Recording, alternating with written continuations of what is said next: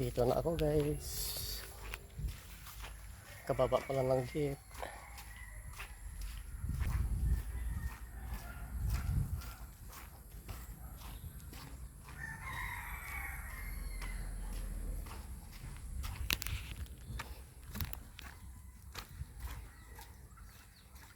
Ba, may bungang lansones guys yun.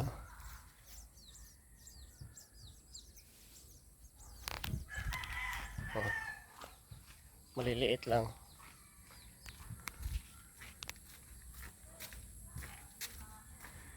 Maliliit ang lansones guys.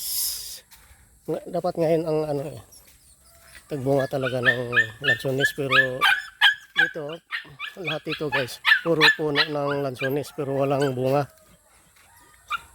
Pero ako nagtaka bakit na hindi yung nakaraang taon daming bunga pero ngayon wala hindi na nagbunga ngayon. Bakit kaya? Bawat puno yan lansones yan.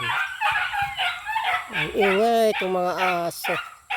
Pag nakita nila ako, tuwang-tuwa.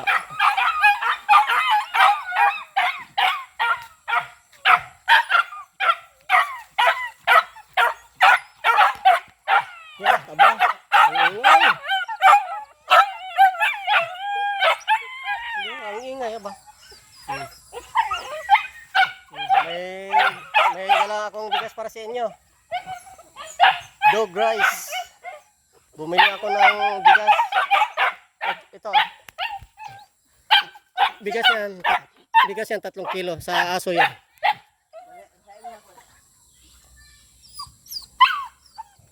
Wala na. Mga aso to. Kukulit. Basta na kayong mga manok ko.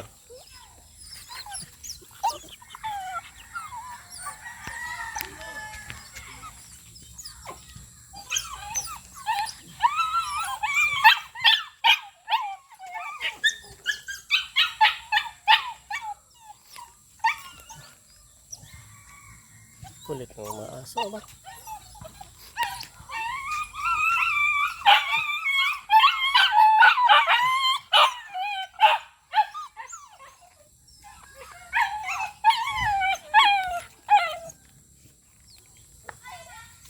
Ito pang 10.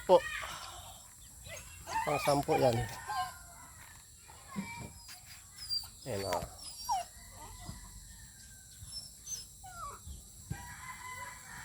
Ang kukulit ng mga aso to aba. Ayan na. Ano yan brown. Kulay brown yan Pang-aso talaga yan. Pang-aso kasi nakalagay doon. Dog rice. Yan. Kulay pula to Kulay pula. Kulay pula na bigas. Mura lang to kasi ano to Ito lang pinakamura, 30 ang kilo. Yun na guys Kulay brown. Kulay brown ang palay. Bigas, palay. Ayan na. No, kulay brown guys, para sa ano to? Para sa aso. Yan, para sa aso yan. Yung para sa amin naman andito. Ayun Yan, sinanduming 10 kilo. Timpla ka ng kape, kape tayo. Gutom na ako talaga. Kape muna ako guys. Talagang gutom talaga ako Kasi yung pinakatanghalian namin guys, ano na guys alas 10 ng umaga. Pagka alas 10 kasi guys, yun ang pinaka-merinda namin. Yung kanin na kinakain naman ng mga alas 10 guys, hindi na ako nagtira, inubos ko na. Pagka tanghalian alas 12 wala na ako makakain kundi ano na lang, nagre-relax lang. Puupo lang dun sa barracks. Okay guys, bye bye. Ingat kayong palagi. Bye bye.